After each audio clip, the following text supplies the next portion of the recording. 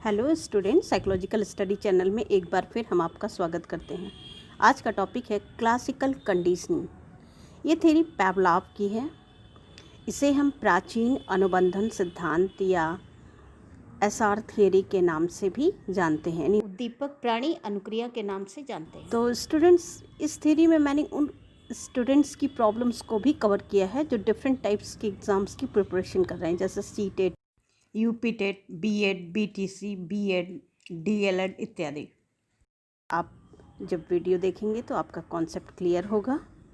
तो प्लीज़ जो लोग पहली बार देख रहे हैं, लाइक और सब्सक्राइब ज़रूर करें, साथ ही बेल आइकन भी प्रेस करें, क्योंकि जैसे जैसे वीडियो बनाते जाएंगे आपको नोटिफिकेशन मिलती जाएगी। स्टार्ट करते हैं क्लासिकल कंडीशनिंग।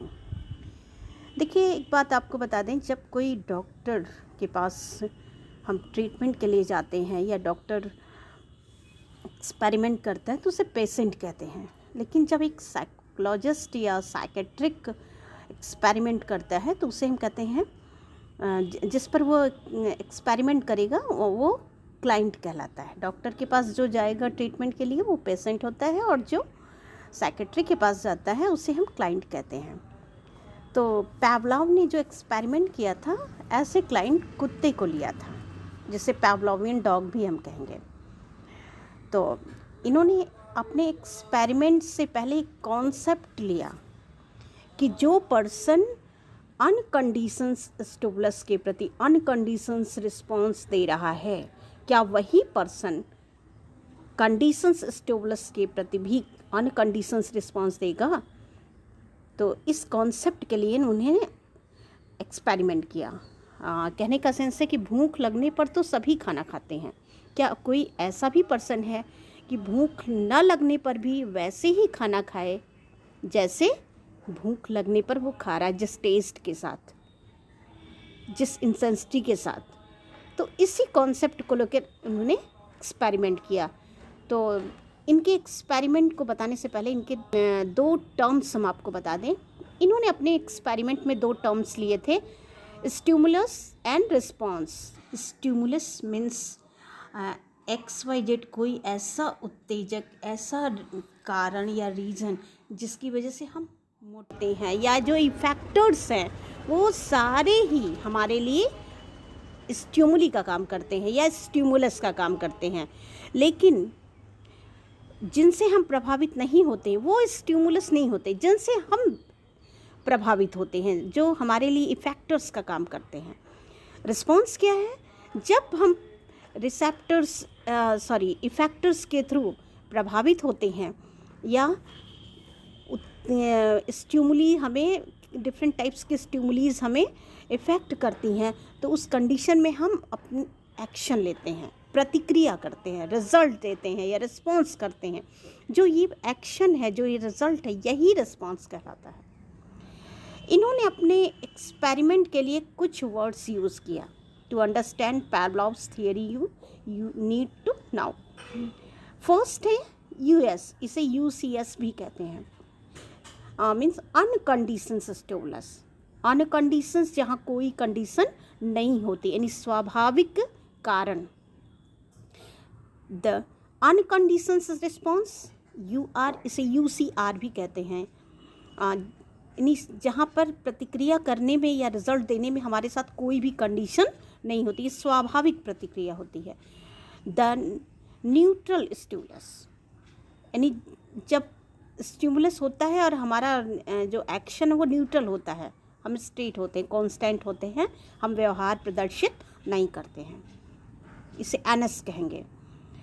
कंडीशंस स्टिमुलस, यानी जहाँ पर जो स्टिमुलस होता है वो कंडीशंस, वहाँ पर कुछ कंडीशंस होती हैं, उसके अकॉर्डिंग हम बिहेव करते हैं।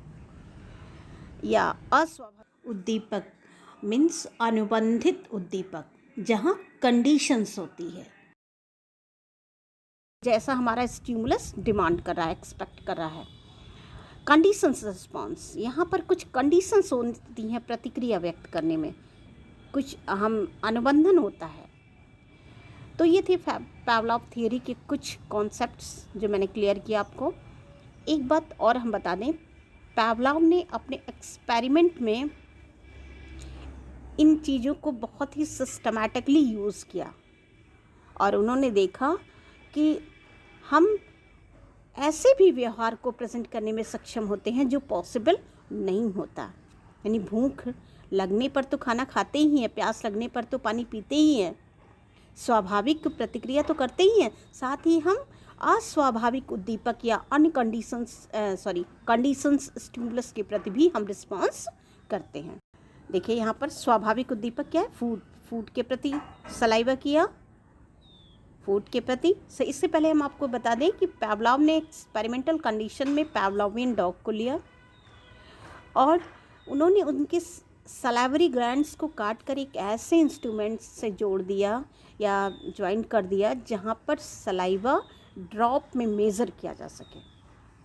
जब ऑपरेशन के बाद डॉग ठीक हो गया तो उसे एक्सपेरिमेंटल पोजीशन में रखा गया और फूड को दिया गया। तो फूड को देने पर क्या हुआ, एंड फूड अनकंडीशंस, यहाँ कोई कंडीशन नहीं है। अगर व्यक्ति भूखा है या प्राणी भूखा है तो लार्ज स्राव होगा, सलाइवा होगा। तो उसने क्या किया, अनकंडीशंस रिस्पॉन्स दिया। ठीक इसी तरह से बेल को प्रेजेंट किया। बेल क्या है, कंडीशंस स्टिमुलस। बेल को देखकर सलाइवा नहीं होगा, बेल कोई खाने की चीज़ थोड़ी है, बेल कंडीशंस स्टिमुलस है, इसलिए वहाँ रिस्पॉन्स नहीं करेगा। बट उससे यदि अनकंडीशंस स्टिमुलस के साथ एसोसिएट किया जाए तो वो रिस्पॉन्स, तो उन्होंने बेल को प्रेजेंट किया और देखा कि कुत्ते ने सलाइवा नहीं किया, तो उसको उन्होंने एसोसिएट किया, अनुबंधित किया। अनुबंधित मीन्स होता है कि स्टिमुलस और रिस्पॉन्स के बीच में एसोसिएशन। तो उन्होंने क्या किया कि फूड को बेल के साथ एसोसिएट किया, पहले बेल दिया और फिर फूड दिया। तो बेल के बाद जो फूड दिया तो उसने रिस्पॉन्स किया। देखिए यहाँ इसके पहले नीचे देख रहे हैं कि CS के प्रति CR दिया, वहाँ पर कंडीशंस रिस्पॉन्स दिया। ये क्यों दे रहा है, क्योंकि वहाँ पर एसोसिएशन नहीं है। लेकिन जब एसोसिएशन हो जाता है तो फिर वह स्वाभाविक प्रतिक्रिया व्यक्त करने लगता है। यहाँ देखिए न्यूट्रल स्टिमुलस, यानी बेल के प्रति वो सलाइवा नहीं करेगा, बेल कोई खाने की चीज़ थोड़ी है। यहाँ भी देखिए चेयर है, ट्री है, इन चीज़ों को देखकर वो सलाइवा नहीं करेगा। कंडीशंस स्टिमुलस यानी फूड को देख, बेल के प्रति भी उसने किया, न्यूट्रल स्टिमुलस के प्रति भी रिस्पॉन्स किया, लेकिन कैसे किया, जब फूड के साथ उसे एसोसिएट किया गया। यदि भूखा है, यहाँ भूखा है तो स्वाभाविक है, ये नेचुरल प्रोसेस है कि सलाइवा होगा। अनकंडीशनल स्टिमुलस के बहुत सारे एग्जाम्पल हैं जिनके थ्रू हम ये इंटरप्रिटेट कर सकते हैं कि व्यक्ति बहुत सारी ऐसी प्रतिक्रियाएं करता है जिस पे हमारा कंट्रोल या वश नहीं होता है। एक्सपेरिमेंट बताएं। पावलोव के एक्सपेरिमेंट को बताने से पहले थोड़ा सा हम वीडियो क्लिप आपको दिखाएंगे, थोड़ा आप इसे ध्यान से देखिएगा।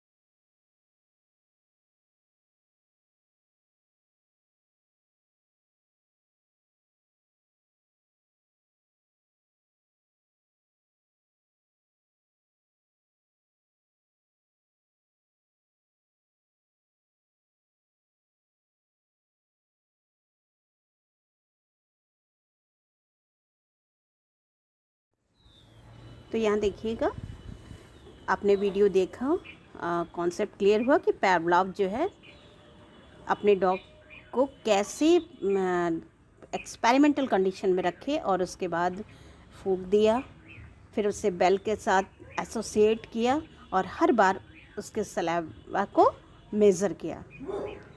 तो अब यहाँ पर देखिएगा कि फूड के साथ यदि वो भूखा है तो सलाइवा करेगा फूड देकर, नेचुरल प्रोसेस। ये यूएस या यूसीएस है तो वो यूसीआर रिप्रेजेंट करेगा।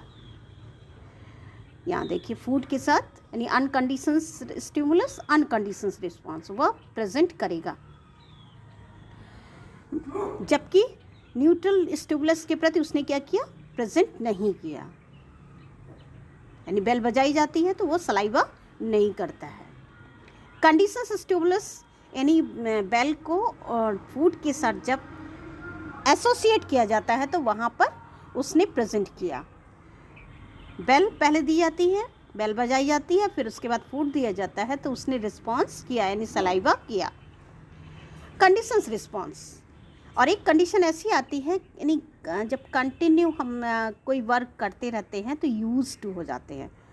तो ये पैवलोवियन डॉग के साथ भी था, यानी बार बार बेल बजाई जा रही थी, फिर उसे फूड दिया जा रहा था। तो पैवलोवियन डॉग में भी एक कॉन्सेप्ट हो गया था, एक इमेज हो गई थी कि बेल बज रही है तो अब फूड मिलेगा। उसने सलाइवा उसी इंटेंसिटी के साथ किया जैसे कि फूड मिलने पर करता था। बट यहाँ एक कंडीशन थी, एक सिचुएशन थी कि बेल बजाई गई लेकिन फूड नहीं दिया गया, और पैवलोवियन डॉग ने क्या किया, सलाइवा किया। मीन्स कंडीशंस स्टिमुलस के प्रति अनकंडीशंस रिस्पॉन्स दिया। अनकंडीशंस स्टिमुलस के प्रति तो अनकंडीशंस रिस्पॉन्स दिया ही, स्वाभाविक उद्दीपक के प्रति स्वाभाविक प्रतिक्रिया उसने किया, फूड के प्रति लालसाव किया, लेकिन यहाँ पर बेल के प्रति भी अनकंडीशंस रिस्पॉन्स या स्वाभाविक प्रतिक्रिया किया। देखिए, अब इसे हम इस प्रकार से बता सकते हैं। फर्स्ट स्टेप था, फूड को दिया तो सलाइवेशन हुआ या स्वाभाविक प्रतिक्रिया हुई, लेकिन बेल को बजाया तो वहाँ पर रिस्पॉन्स नहीं हुआ। तो सेकंड स्टेप में उसने क्या किया, बेल के साथ फूड को एसोसिएट किया, अनुबंधित किया, और उसके बाद फिर सलाइवा हुआ यानी स्वाभाविक प्रतिक्रिया हुई।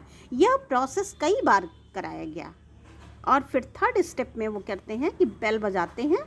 तो पैवलोवियन डॉग ने इस उम्मीद के साथ ये इमेज करके सलाइवा किया कि फूड तो मिलेगा ही इसके बाद, लेकिन यहाँ पर फूड उसे नहीं दिया जाता है। तो ये 4 स्टेप थे, बेसिकली 3 स्टेप हैं, लेकिन बेल का प्रोसेस नो रिस्पॉन्स को लेकर ये 4 स्टेप है, इनको इन्होंने फॉलो किया। अब एक टर्म आती है, यानी इनके एक्सपेरिमेंट में या इनकी थ्योरी के कुछ कॉन्सेप्ट हैं, जैसे एक्सटेंशन, यानी बार बार किसी से कोई भी रिस्पॉन्स लिया जाए और रीइंफोर्समेंट ना दिया जाए तो क्या होता है, ये हमारा क्लाइंट या हमारा व्यक्ति जो होता है जिस पर हम एक्सपेरिमेंट कर रहे हैं वो एक्सटेंशन पॉइंट में पहुंच जाता है। यानी हम कह सकते हैं कि जैसे एक बार कहीं हमने अप्लाई किया, 2 बार किया, 3 बार अप्लाई किया, लेकिन नहीं हुआ तो हमारे मन में एक कॉन्सेप्ट आता है कि कोई फ़ायदा नहीं है, हम सक्सेस नहीं होंगे, वहाँ पर कुछ न कोई इशू ज़रूर क्रिएट हो जाता है। तो इसलिए हम क्या करते हैं, फॉर्म डालना बंद कर देते हैं। तो जो हमने फॉर्म डालना बंद कर दिया, ये जो मोटो आया, यही एक्सटेंशन पॉइंट। तो पैवलोवियन डॉग में भी एक्सटेंशन पॉइंट आया कि अब कोई रिस्पॉन्स नहीं करेंगे, क्योंकि कोई मतलब नहीं है, वो बेल बजती है लेकिन हमें फूड नहीं मिलता है, क्योंकि भूखा था भाई, उसे अनकंडीशंस रिस्पॉन्स देना था, लेकिन वहाँ पर अनकंडीशंस स्टिमुलस नहीं था और ना ही एसोसिएटेड स्टिमुलस था, क्योंकि अब तो एसोसिएशन था वो ख़त्म हो गया भाई। बार बार वो अब देख रहा है कि हमें वो नहीं मिल रहा है फूड, तो वो क्या करेगा, रिस्पॉन्स करना बंद कर देगा। सेकंड है इसमें स्पॉन्टेनियस रिकवरी। देखिए, एक कंडीशन ये भी आती है कि जब हम बार बार किसी चीज़ को अप्लाई करते हैं, बार बार करते हैं और हम सक्सेस नहीं होते हैं तो कार्य को करना बंद कर देते हैं, तो ये तो एक्सटेंशन पॉइंट हुआ। लेकिन फिर कुछ गैप के बाद यदि हमें मोटिव दिया जाता है, बार बार कहा जाता है कि कोई कहता फोर्स करता है कि नहीं अब इसे इस बार ट्रायल कीजिए, आप सक्सेस होगे, इस बार आप कोई किसी भी तरह का इशू क्लियर नहीं होगा, क्रिएट नहीं होगा। तो आपने क्या किया कि जो आप में थोड़ा सा मोटो आया कि लाओ ट्राई कर लेते हैं, लाओ इस बार फॉर्म फिर डाल देते हैं, लाओ इस बार फिर सलाइवा करते हैं, हो सकता है फूड मिल जाए, हो सकता है हम सक्सेस हो जाएं। तो वो दोबारा फिर वो प्रतिक्रिया करता है, स्पॉन्टेनियस रिकवरी करता है।